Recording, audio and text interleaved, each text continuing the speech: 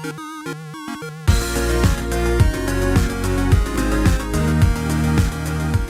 yo, yo, hey everyone, welcome back to another Anime Kingdom review. As you can see by the title below, this is on episode 20 of ReZero, and yes, the Battle of the White Whale. Such an awesome episode. I mean, like, considering, honestly, this anime has given us so many different types of episodes throughout this whole season so far, we haven't really had a crazy action, packed episode in quite a while. And even when there's action, it's nothing like this on this kind of grand scale. This episode literally was a huge battle. We had a whole bunch of, a whole army to fight the white whale, to which of course a lot of them do end up dying in one go, and most of the damage inflicted on the white whale was pretty much our badass Wilhelm. He's like literally a badass. Like, holy crap, I knew he was supposed to be the master swordsman. He was supposed to be a real, like, really good, but damn,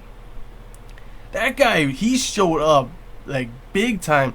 Kurush also showing off her sword skills and how she can like just do like a slash across the sky, like a ranged slash, which literally just, I thought at first at one point when she slashed at the midpoint of the white whale, I thought she cut that dang thing in half for a moment. But yeah, freaking Wilhelm on just like slashing his sword throughout the thing. This episode did a really good job of not only having action, but having good characterization, good character development, and showing for Wilhelm, because he is a pretty interesting character. I always thought he was pretty cool, but we never really got his backstory and everything. In this episode, they did a really good job, in my opinion, of putting in his, like, here and there, the backstory of him and his wife, the first, who was the master swordsman before, and switching in between battle and this battle and that, because obviously this is a huge battle. The main focus, I would say, is of course there, obviously Subaru is a main character, but he's the main character, but the main part of this, for me, in my opinion,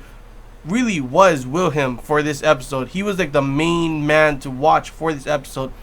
Obviously seeing a whole bunch of his background, his past and everything with the master swordsman, how he got to this point, how he was connected to his wife, and how he ended up falling in love with her, I guess, in a way. We didn't really show everything. Probably going to see more in the next episode. It was pretty interesting to see also at the end, like right before he was about to get eaten, you see on the ground a flower, and he's like, do you like flowers? Yeah. And of course you do see that they did have a heated moment at that time in that past, what's it called, the scene showing him in the past again. And then of course, he gets eaten. But as you saw, I'm pretty sure he's not dead yet. It chomped on him, but you did not see the teeth get on him. He was just eaten. He was inside. Doesn't mean he's dead yet. I don't think he's dead yet. He's pretty badass after seeing all that, character, the whole, his backstory kind of thing, and they didn't fully show everything as well. I'm pretty sure they probably end up showing more of it later on in the next episode. I don't think he's dead yet. I really do not think he's dead yet. But overall, this episode was definitely a really awesome action-packed episode. It really gives you the kind of like, it's a huge army against a raid boss kind of thing feel, like a gaming kind of thing. Except obviously what was weird about it is that most of the army got demolished, for one thing.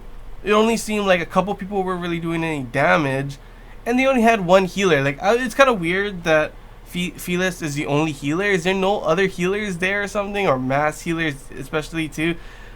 Because they should have had that for a whole army. And obviously they do have a bunch of magic people, magicians. You saw mages, that you saw them shooting fireballs and stuff. And we do get to see like the type of weapons they have. Not only, obviously, majority of the army are swordsmen, to which kind of sucks considering the white whale is flying, and we only got to see, the only people we really got to see fight was Kurush, because she can shoot, slash from far away, and then Wilhelm, because he was just like a badass jumping on top of the whale. We also see, the wolf guy and his group of guys jumping on every once in a while and attacking as well.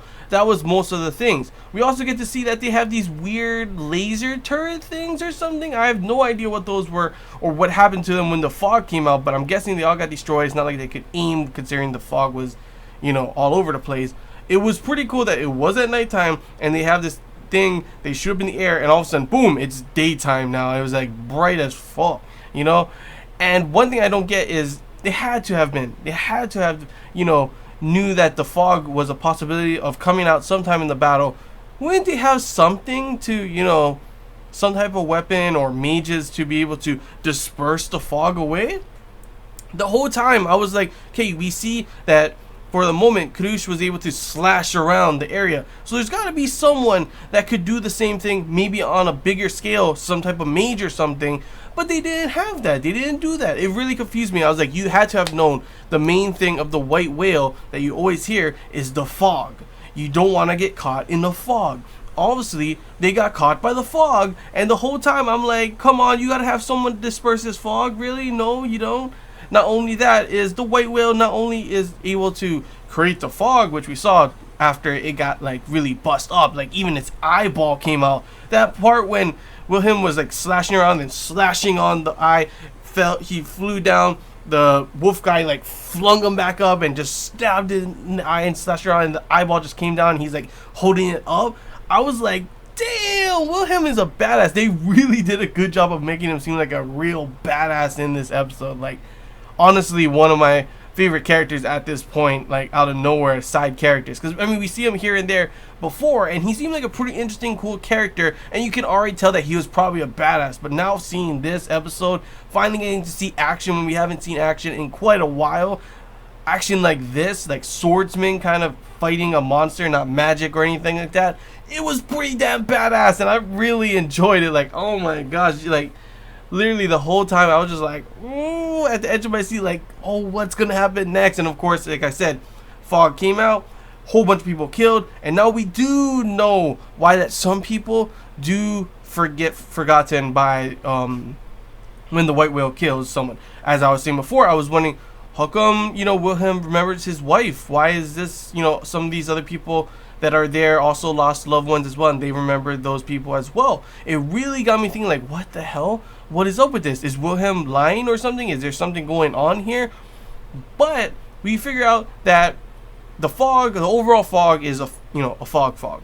But when it shoots like some type of blast or something, it's like a fog blast. When you get hit by that, if you get killed by that, then you're no longer remembered. That's when you get erased from existence. That's how it works. So that's what I was wondering, and I'm happy that I now know that, because that was one of the main things that I was wondering, like, what the hell?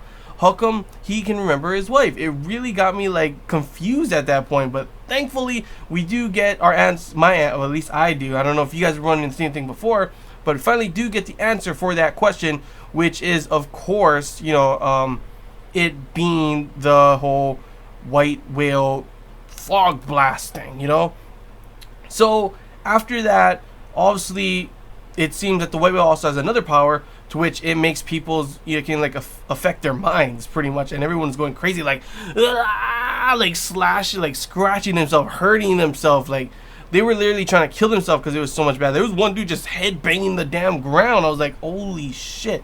But of course, some people are able to, resist it, which one of them is Subaru. I'm not too sure why he's able to. I was thinking maybe it has something to do with, what it does is it pretty much making you crazy, and at this point Subaru's already crazy. He's already broken in a way. Maybe sure he is better now, but his mind was already broken. So maybe that's why. Or I was thinking as well, obviously there's some connection with him with the jealous witch and everything, so maybe it's not trying to affect him in that way or something like that. He's not affected because of that kind of stuff. That's a possibility as well. But there were other people as well not affected, so I'm not really too sure on how it chooses, or how it, how come some people are affected, how come some people aren't, because the people like Rem and Kurush did feel it a little bit, but it wasn't as bad.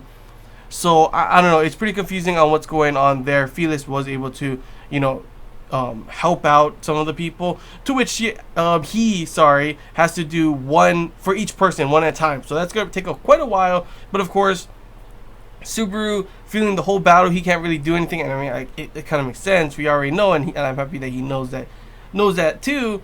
But now he figures, he's got to do something, let them have time to regroup and everything, which they're going to go up to the tree and everything as a whole unit, while he goes and distracts and pulls the white whale, to which he does, the same thing he always does to attract Malbeast, which is, talk about him returning by death kind of thing, his power. To which all of a sudden, instead, normally we always see the whole hands thing that's coming on around his heart or something.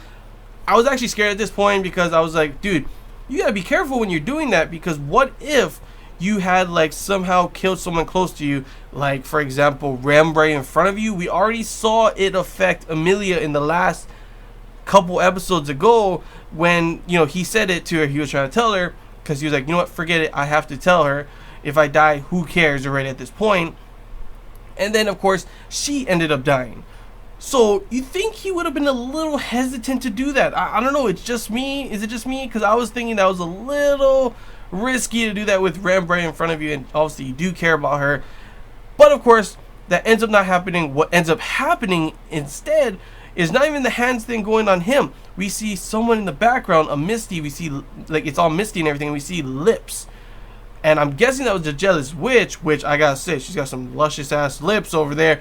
But yeah, so it's the jealous witch Satella, to which of course obviously she's supposed to look just like Amelia is supposed to look just like her. So it'd be pretty interesting to see more of her as well. And I did see in the forums, and it did look like what she said was Ashteru, which means I love you, and that's what people were saying she said. So that's pretty interesting to see that happen. See her have a cameo in this episode after, you know, normally it's always just like the choke, the grabbing his heart kind of thing that you see, the hands and everything. We've never seen her, so it's pretty interesting to see how they decided to put her in this episode. I'm wondering if like what is the reasoning? Like, it's still a big mystery behind why Subaru, you know, in particular was brought here. Why does, if she did say I love you, why does she have feelings like that for him, even though he doesn't even know who the jealous witch was? He was from another world and everything like that. So it's pretty interesting to learn and see some of these things that will, you know, impact the whole anime as a whole later on in the future. Now, after that whole part, we get to see more action, and White Whale starts to attack them. Wilhelm comes to the rescue, starts kicking ass once again. The wolf guy and his group is also there as well, starts kicking ass as well. And it looks like things are going good, right? They'll be able to take it out, run, and maybe regroup with the rest of the group, the army. Nope. All of a sudden, everything goes bad. Everything's like, it shoots a blast down straight at them. Everyone's flying all over the place. Wilhelm, as I said before, we see him about to get eaten, and he gets eaten after seeing a whole bunch of the flashbacks and everything, and seeing the flower. And it looks like he gets eaten, like he's just like choom, but he's stuck in there. He's not dead yet. I'm telling you, I still don't think he's dead. But other than that, of course, obviously, like I've already stated and talked about that part. After that, Subaru was about to die too. Wolf guy comes. I'm guessing he died. I couldn't really see fully, but he did. I think he got like bitten in half. He got it eaten. He died for sure. So that sucks for him. But of course, at the very end, as always, we get a cliffhanger. And guess what? It was, oh my gosh, like, you barely could beat one white whale, and instead we end up seeing 3 in the sky. 3. Is it an illusion? Are they all really, you know, the white whale? Is there more than one white whale? Because like before, I was saying that when we did hear with Puck talking about when he saw the white whale coming, he was known as what was it? I forget which sin it was, but he was known as one of the sins. And pretty much that's why I was thinking there's only one white whale. It's kind of like, you know, there's only one Beetlejuice guy. But of course, it seems that what's really happening is that there's 3 whales.